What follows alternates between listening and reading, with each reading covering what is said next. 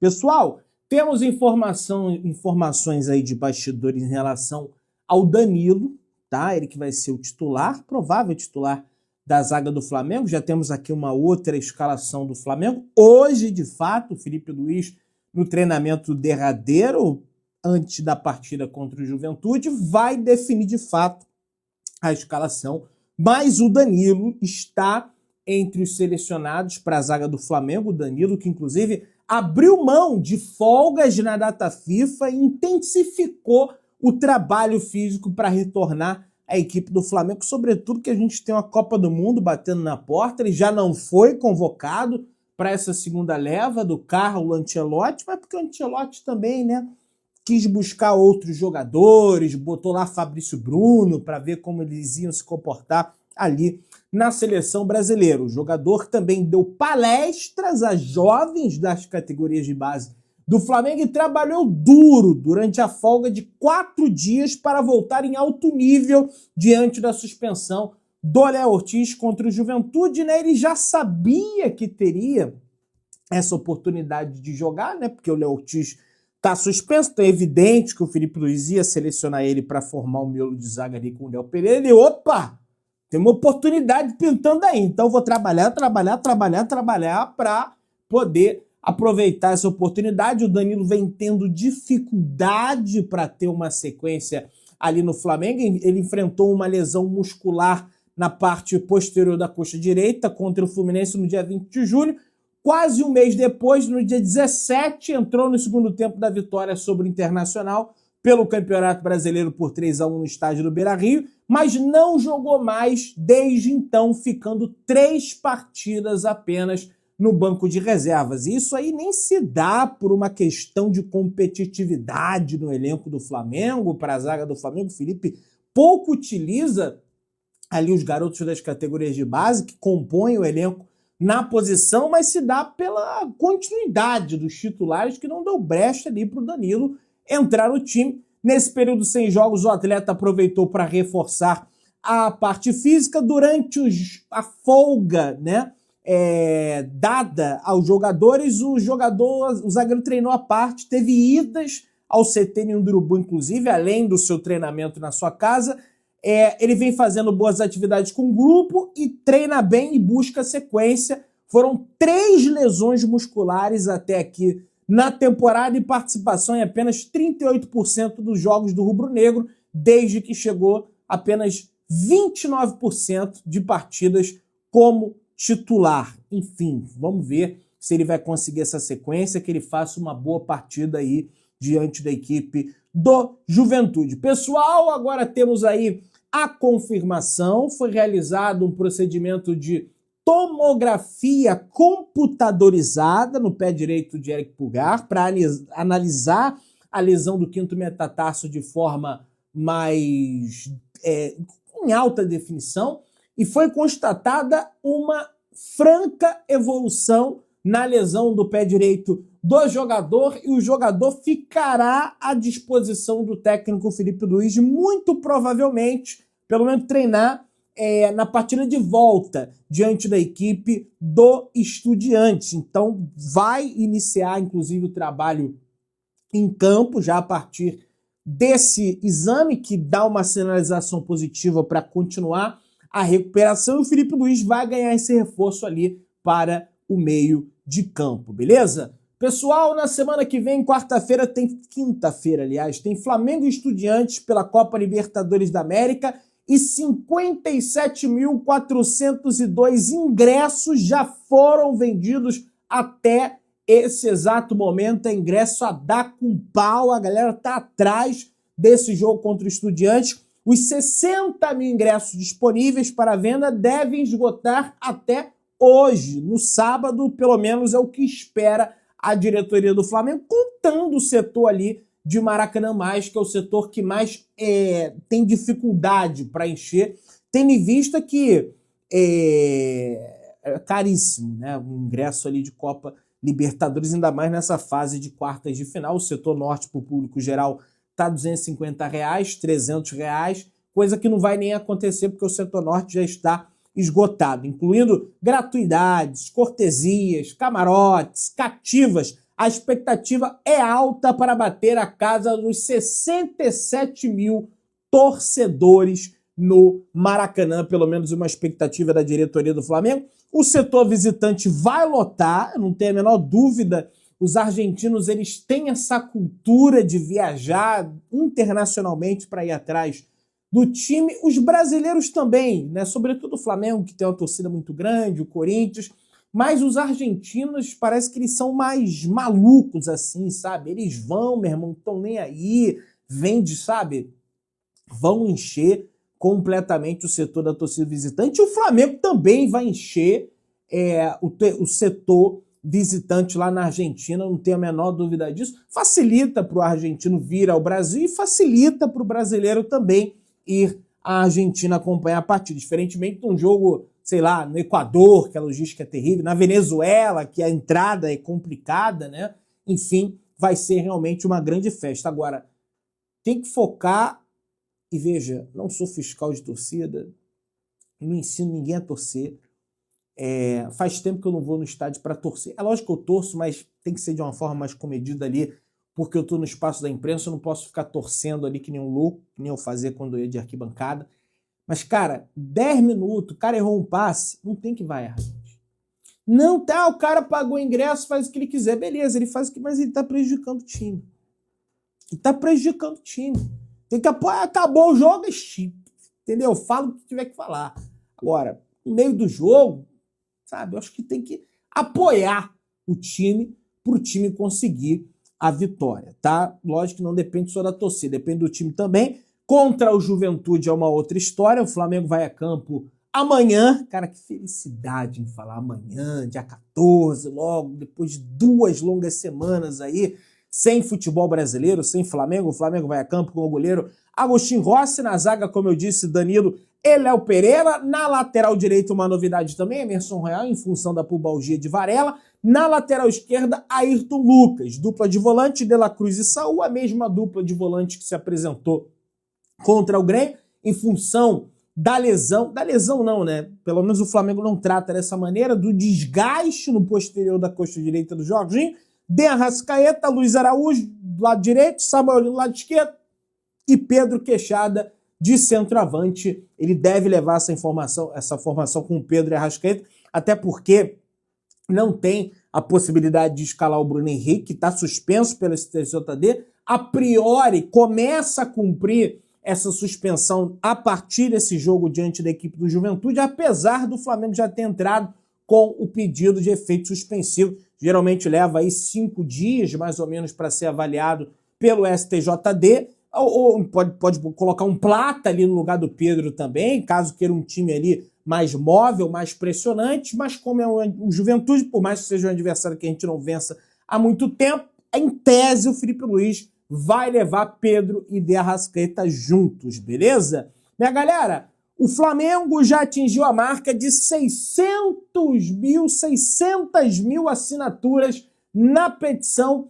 frente à ONU. E o Flamengo informa que mira 1 milhão de assinaturas na campanha Nação na ONU. Com números superlativos e mais de 500 mil assinaturas, o Flamengo alcança um impacto global, já com esses números. Em apenas 72 horas, a campanha do Flamengo Nação ONU totalizou mais de 500 mil assinaturas na petição que pede o reconhecimento da nação rubro-negra como a primeira nação simbólico-cultural do planeta. O engajamento após o pronunciamento do embaixador Zico, transmitido pela Flamengo TV, não se refletiu apenas no número de assinaturas, mas se desdobrou de forma impressionante em todas as plataformas desde o primeiro momento. Durante a live de estreia, o YouTube registrou mais de 560 mensagens por minuto no chat da Flamengo TV. Você vê o nível de engajamento da torcida do Flamengo com essa causa nobre, também desse trabalho de marketing realizado pela diretoria do Flamengo, que vem se consolidando com um absoluto sucesso, né? Digamos assim. Cidade de La Plata, adversário do Flamengo na Copa Libertadores da América, é dominada por cartazes motivacionais. Técnicos vencedores do Estudiantes e jogadores vencedores da Copa Libertadores da América com Estudiantes. A cidade vive um verdadeiro clima de Copa do Mundo para enfrentar o Flamengo. Por isso que eu digo, é para entrar sério, é para jogar sério. Os caras estão levando esse jogo como se fosse a partida da vida deles. E se o Flamengo entrar com um pezinho meio mole, aí realmente a nossa situação vai ficar bem complicada. E eu não quero ter vale a pena ver de novo, ter playback de eliminação do Flamengo, como foi no ano passado e também em 2023 para o Olímpia. Luiz Araújo falou com a Flamengo TV. Vamos destacar aqui a sonora do jogador sobre o momento, né, de descanso que ele vive hoje no Flamengo. Um bom tempo para se preparar.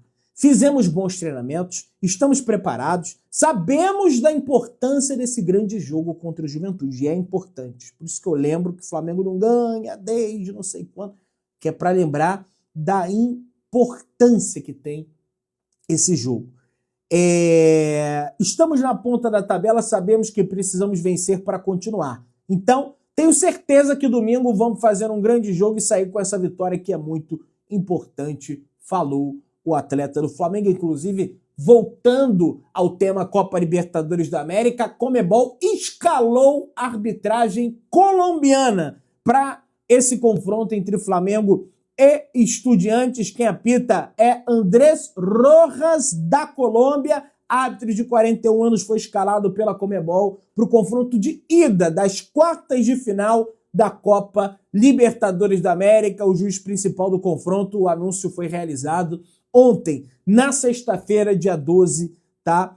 É um árbitro que segue o jogo, já apitou alguns jogos do Flamengo na Copa Libertadores da América, apitou aquele Flamengo e Alcas em 2024, no Maracanã, um jogo na altitude, apitou Flamengo e União La Calera, 1-1 pela Copa Libertadores na fase de grupos, jogo esse no Chile, contra a equipe chilena. É um árbitro que não é muito disciplinador, deixa o jogo correr, assim como é a maioria, como são a maioria dos árbitros no futebol brasileiro, do futebol sul-americano, sem ser, tirando o futebol brasileiro, que tem essa cultura da faltinha, do cartão amarelo, distribui cartão amarelo, e isso, no meu entendimento, é muito bom para o Flamengo, porque os argentinos, eles virão aqui, eu não tenho a menor dúvida, para encebar o jogo, sabe, provocar, catimba, trazer o empate para a Argentina, para La Plata. Eles vêm claramente com esse objetivo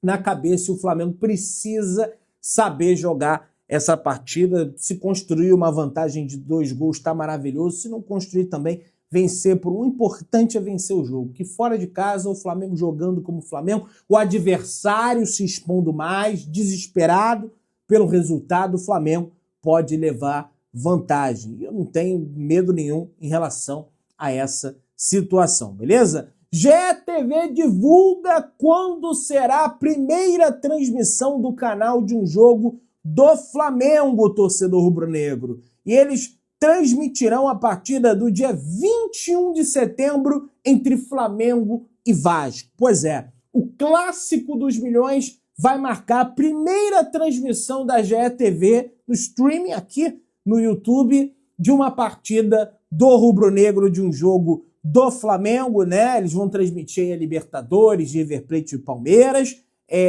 vão transmitir São Paulo e Botafogo pelo Brasileirão, e no dia 21 transmitirão Flamengo e Vasco pelo Campeonato Brasileiro. Então, cada vez mais se popularizando essa transmissão aí via streaming, né? Via internacional, beleza? Pessoal, o adversário do Flamengo, o Estudiantes, pela Copa Libertadores, evidentemente já parando para analisar o adversário, eles vão entrar em campo para enfrentar o River Plate pela 8ª rodada do Campeonato Argentino, hoje, nesse sábado, dia 13, tá? Às 7 horas, horário de Brasília. Eu não tiraria muito parâmetro desse jogo, pode ser que eles levem um time alternativo. Estão no começo lá do Campeonato Argentino, tem um calendário diferente em relação ao Campeonato Brasileiro, mas se levarem, porventura, alguns jogadores ali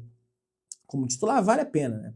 Eu, principalmente, que tenho que me comunicar para assistir o jogo. Eu assisti o jogo do Estudiantes contra o Cerro Porteño e, cara, assim, é para não soar de uma forma pedante, de uma empáfia. Mas, cara, o Flamengo tem totais condições de vencer e ganhar bem do Estudiantes. Acho até que o Internacional tem uma equipe superior à equipe desse Estudiantes. Então, o Flamengo jogando como Flamengo vai dominar a partida e vai conseguir, naturalmente, essa classificação, tá? Minha galera, o negócio é o seguinte, Flamengo compra... A gente havia falado aqui dos aparelhos que o Flamengo comprou e o Flamengo apareceu com outro aparelho aí, tá? Flamengo compra aparelho inédito no continente que simula a aceleração e que custa R$500 mil, tá? É o tal do A300 Runner. Usa o ar comprimido de resistência em vez de pesos para preservar a articulação, pessoal. O Flamengo apresentou no seu canal do YouTube, na Flamengo TV, esse novo produto que visa simular a aceleração e usar o ar comprimido como resistência ao invés de pesos de ferro, de modo a preservar as articulações dos jogadores.